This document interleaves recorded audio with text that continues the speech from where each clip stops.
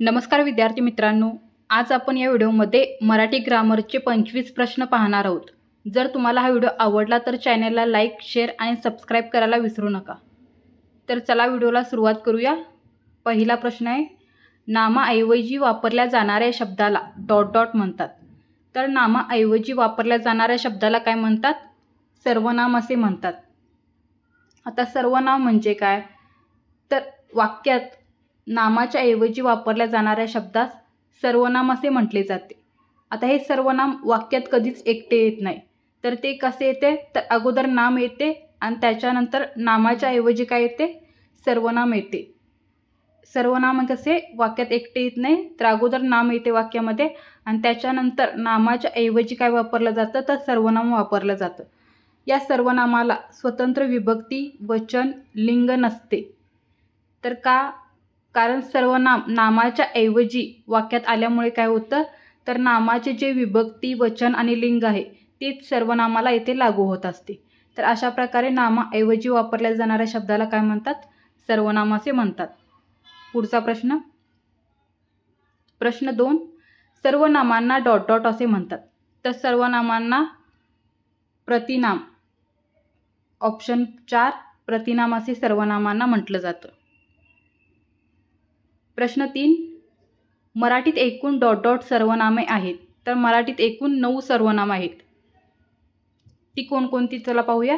तर एकूण मराठीमध्ये किती सर्वनाम आहेत? 9 सर्वनाम आहेत। त्यामध्ये मी, तू, हा, जो, तो, कोण, काय, आपण आणि स्वतः हे काय आहेत? ही 9 सर्वनामे मराठीमध्ये एकूण आहेत। प्रश्न 4, सर्वनामाचे एकूण किती प्रकार आहेत? तर सर्वनामाचे एकूण 6 प्रकार आहेत। उत्तर बरोबर आहे आपलं ऑप्शन 2, 6 एकूण सर्वनामाचे प्रकार आहेत। आता ते कोणकोणते पाहूया।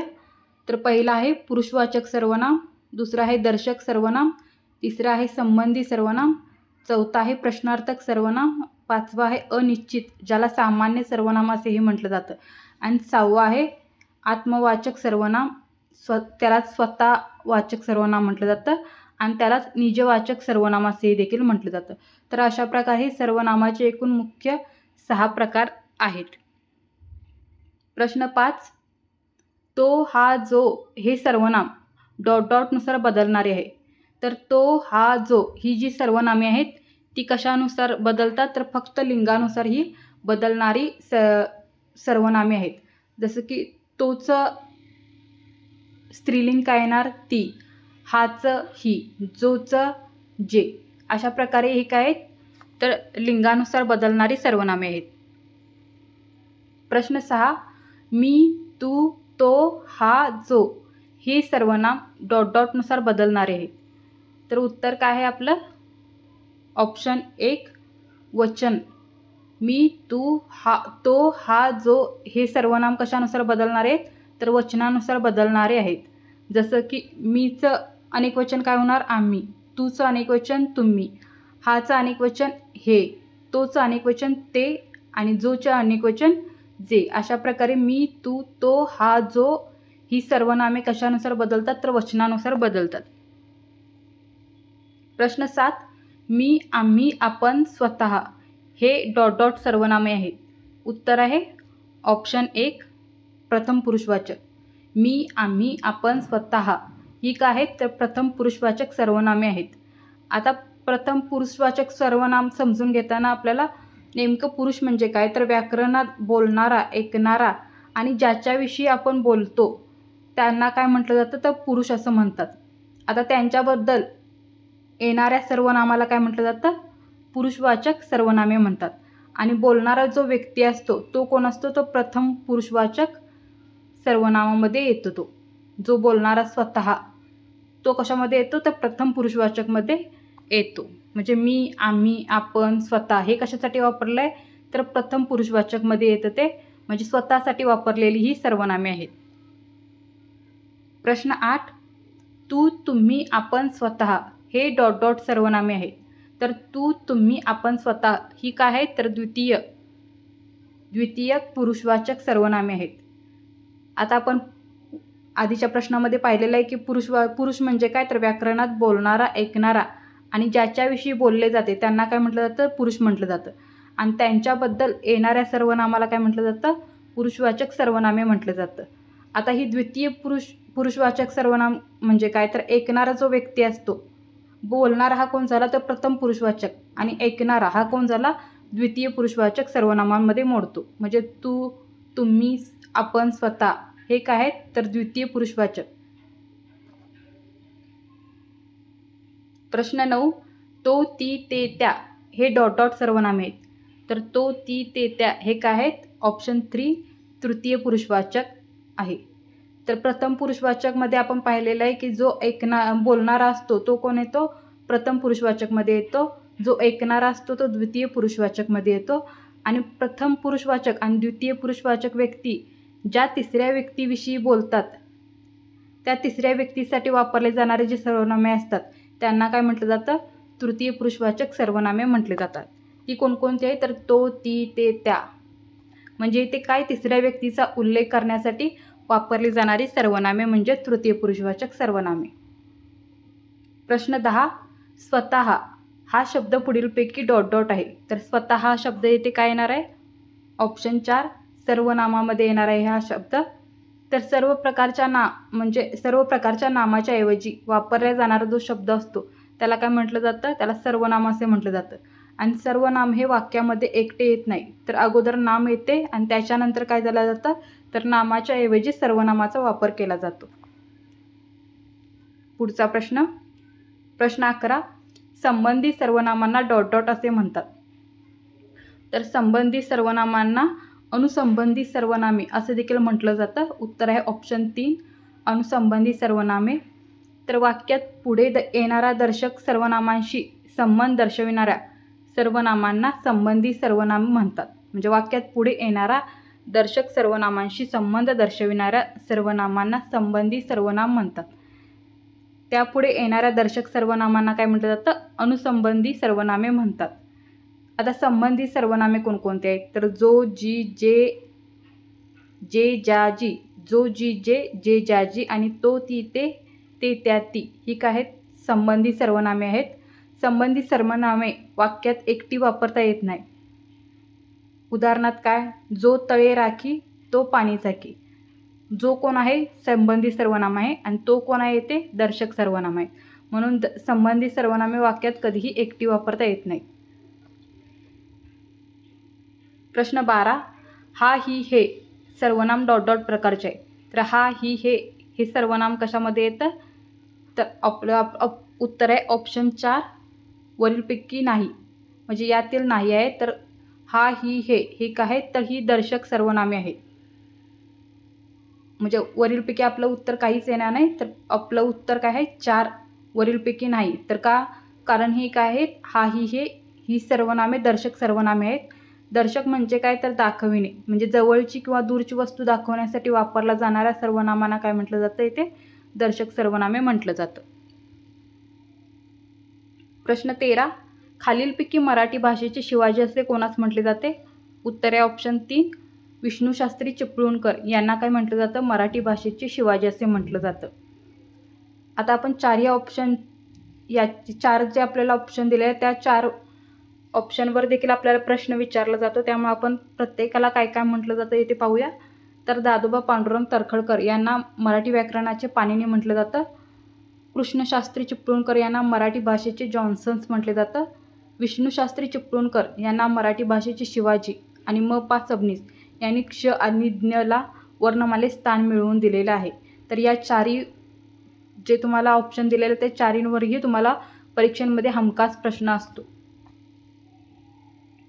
प्रश्न 14, लोकांनी आपणहून श्रमदान केले अधोरेखित सर्वनामाचा प्रकार कोणता. आपणहून इथं याला काय केलेलं आहे, अधोरेखित केलेलं आहे. तर या सर्वनामाचा प्रकार कोणता आहे तर सांगायचं आहे. उत्तर काय येणार आहे होतं, आत्मवाचक सर्वनाम. उत्तर आहे ऑप्शन 3 आत्मवाचक सर्वनाम. आता आत्मवाचक सर्वनाम कोणाच म्हणायचं तर आपण आणि स्वतः ही सर्वनामे जेव्हा स्वतःबद्दल वापरली जातात तेव्हा त्याच काय म्हटलं जातं, आत्मवाचक सर्वनामे म्हटली जातात.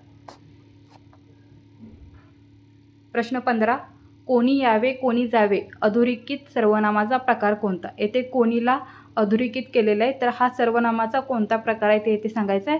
आणि उत्तर आहे आपलं पर्याय 2 आणि 3 दोन्ही बरोबर आहे. म्हणजे काय, अनिश्चित सर्वनाम आणि सामान्य सर्वनाम हे आपलं उत्तर, हे दोन्ही बरोबर आहेत म्हणून आपलं उत्तर काय येणार आहे ऑप्शन 4 पर्याय 2 आणि 3 दोन्ही बरोबर.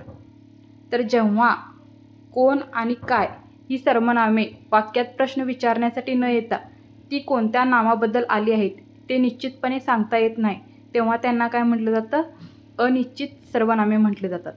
आणि अनिश्चित सर्वनामांच्या शेवटी प्रश्नचिन्ह येत नाही. प्रश्न 16, आम्ही गावी जाणार आहोत अधोरेखित सर्वनामाचा प्रकार कोणता आहे? तर आम्ही याला अधोरेखित केलेला आहे, तर हा सर्वनामाचा कोणता प्रकार आहे ते सांगायचं आहे. तर उत्तर येणार आहे आपलं प्रथम पुरुषवाचक सर्वनाम. ऑप्शन 1 आपलं बरोबर आहे. तर पुरुष म्हणजे काय आहे ते आपण पाहिलेलं आहे. व्याकरणात बोलणारा, ऐकणारा आणि ज्याच्याविषयी बोलले जाते त्यांना काय म्हटलं जातं, पुरुष म्हटलं जातं. आणि त्यांच्याबद्दल येणाऱ्या सर्वनामाला काय म्हटलं जातं, पुरुषवाचक सर्वनामे म्हणतात. आता इथे बोलणारा व्यक्ती प्रथम, त्याला काय म्हणतात, पुरुषवाचक सर्वनामांमध्ये येतो, प्रथम पुरुषवाचक. आम्ही कशात येणार आहे, प्रथम पुरुषवाचक सर्वनामांमध्ये येणार आहे. प्रश्न 17, तुम्ही सर्वजण जेवायला बसा अधोरेखित सर्वनामाचा प्रकार कोणता आहे? तर इथे काय येणार आहे ऑप्शन 2 द्वितीय पुरुषवाचक सर्वनाम.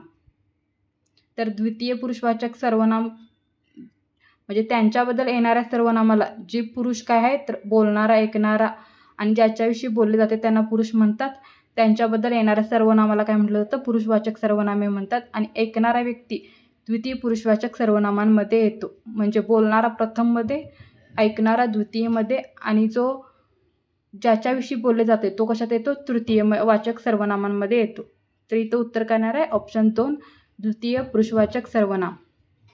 प्रश्न 18, सर्वनामांचा पुढील कोणता प्रकार आहे? उत्तर आहे ऑप्शन 5 वरील सर्व. म्हणजे सर्वनामांचे हे प्रकार आहेत पुरुषवाचक सर्वनाम, आत्मवाचक सर्वनाम, दर्शक सर्वनाम, संबंधी सर्वनाम. ही चारही काय आहेत, सर्वनामाचा प्रकार आहेत. त्यामुळे उत्तर येणार आहे ऑप्शन 5 वरीलपैकी सर्व. प्रश्न 19, ही माझी वही आहे या वाक्यात अधोरेखित सर्वनाम कोणत्या प्रकारचे आहे?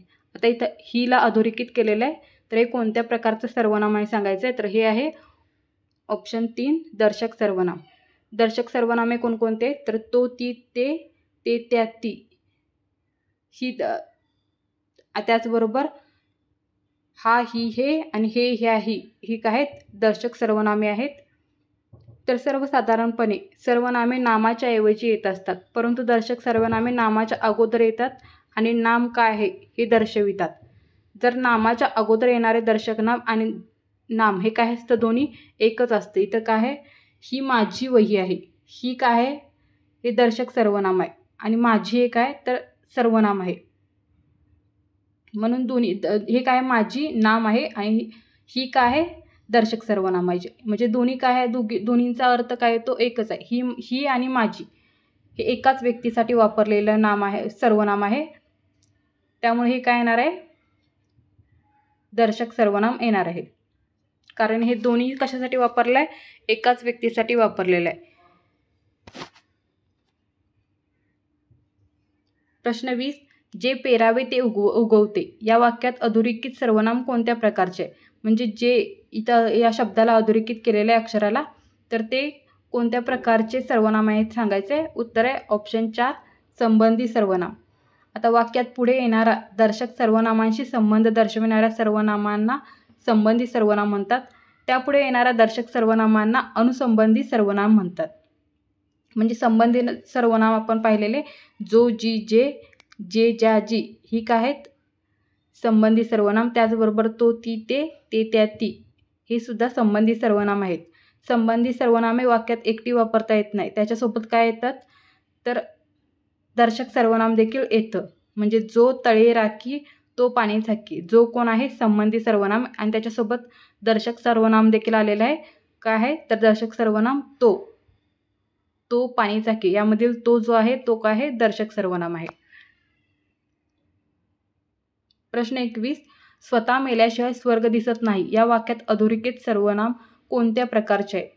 तर ते आहे ऑप्शन 2 आत्मवाचक सर्वनाम. आता आत्मवाचक सर्वनाम म्हणजे काय? तर आपण, स्वतः, आपण आणि स्वतः ही सर्वनामे जेव्हा स्वतःबद्दल वापरली जातात तेव्हा त्यास काय म्हटलं जातं? दर्शक सर्वनामे म्हटली जातात. प्रश्न 22.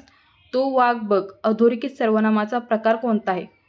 उत्तर आहे ऑप्शन 3 दर्शक सर्वनाम. तोला काय केलेलं आहे? इथे अधोरेखित केलेला आहे आणि तो काय आहे? दर्शक सर्वनामामध्ये त्याचा समावेश होतो. दर्शक सर्वनामे काय आहे? तर तो, ती, ते, त्या, ती आणि हा, ही, हे, ह्या, ही काय दर्शक सर्वनामे आहेत. तर सर्वसाधारणपणे सर्वनामे नामाच्या ऐवजी येत असतात, परंतु दर्शक सर्वनामे नामाच्या अगोदर येतात आणि नाम काय आहे हे दर्शवितात. तर नामाच्या अगोदर येणारे दर्शक सर्वनाम आणि नाम हे काय दोन्ही एकच असतं. म्हणजे तो, वाघ ही दोन्ही काय आहे? तर वाघालाच तो म्हटलेला आहे. इथे नामाबरोबर काय आलेलं आहे? सर्वनाम देखील वाक्यामध्ये आलेलं आहे. प्रश्न 23. आर्या मात्रा वृत्तात एकूण किती मात्रा असतात? तर आर्या मात्रा वृत्तात एकूण 30 मात्रा असतात. उत्तर आहे ऑप्शन 3 30. प्रश्न 24. मराठी असे आमुची मायबोली या काव्यपंक्ती खालीलपैकी कोणाचे आहेत? तर मराठी असे आमची मायबोली या काव्यपंक्ती आहेत ऑप्शन 2 माधव जुलियन यांच्या. प्रश्न 25. घेती झेप घळीतुनी खळाखळा फेसाळले ओहोळ काव्यपंक्तीतील अलंकार ओळखा. तर या काव्यपंक्तीतील अलंकार आहे ऑप्शन 3 अनुप्रास अलंकार आहे. आता अनुप्रास अलंकार केव्हा म्हटलं जातं? तर 2 अक्षरांची पुनरावृत्ती झाल्यास त्यास काय म्हटलं जातं? अनुप्रास अलंकार असं म्हटलं जातं. आणि या वाक्यामध्ये घ हा जो घ या अक्षराचे काय झालेले आहे? ते पुनरावृत्ती झालेले आहे. 2 वेळा हा अक्षर आलेला आहे. तर इथे घ अक्षराची पुनरावृत्ती झालेली असल्याने काय झालेला आहे? अलंकार कोणता आहे? अनुप्रास अलंकार आहे. तर धन्यवाद मित्रांनो. अशा प्रकारे आज आपण मराठी ग्रामरचे 25 प्रश्न घेतलेले आहेत. जर तुम्हाला व्हिडिओ आवडला तर चॅनलला लाईक, शेअर आणि सबस्क्राईब करायला विसरू नका. धन्यवाद.